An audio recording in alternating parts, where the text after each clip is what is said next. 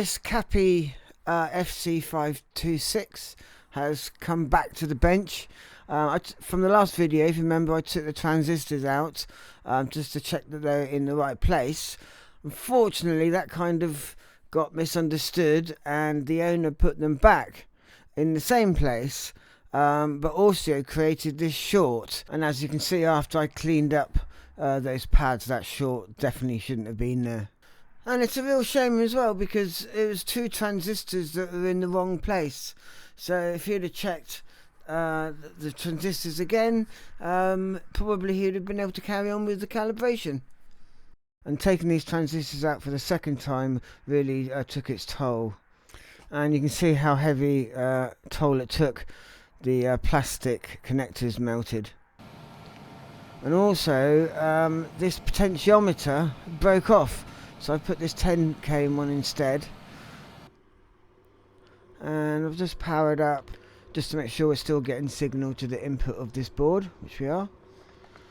So I can't live with myself and this melted connector. I'm going to have to put a new one on. So I'm just going to chip away at this plastic.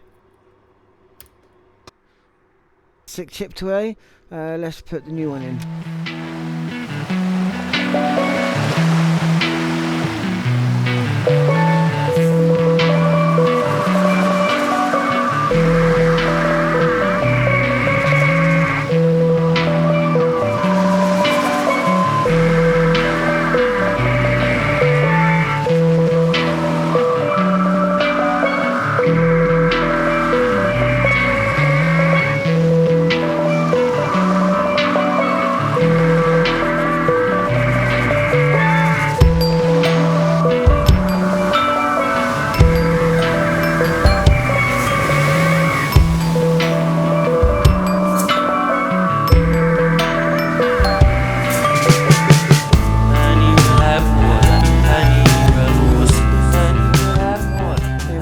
Much better.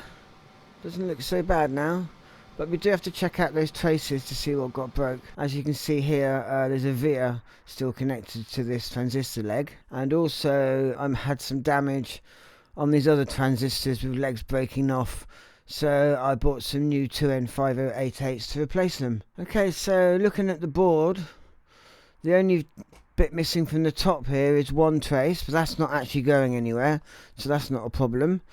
And on the underside, we have, again, only one trace missing, and that's not going anywhere. So this is not too much of a problem at all. We just have to make sure that we solder this top trace of this transistor here, and then we're good to go.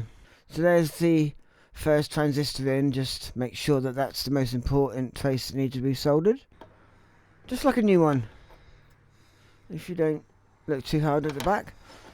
So let's get this back in. Part of the problem is that pot is really tight to the board, the other one isn't, and I think that's what helped me make them break. So I managed to find the closest I could get from RS. The other ones are obsolete. Surprise, surprise. Let's see if the panel fits on correctly. Okay, that wasn't too bad. The threads for these are just a little bit short, but I managed to get a bit of bite, even though I couldn't use the washers. Now we've got to get these knobs on really. And that's not a 3mm hex post, so I'm gonna have to look for a proper screw. Okay, everything's back together now. These pots, you need a 1/16 Allen key to get them on properly, but everything's gone back together very well. All the switches line up nicely, and I've also managed to make sure that there's a signal going to the input of this output transformer there on test point 3.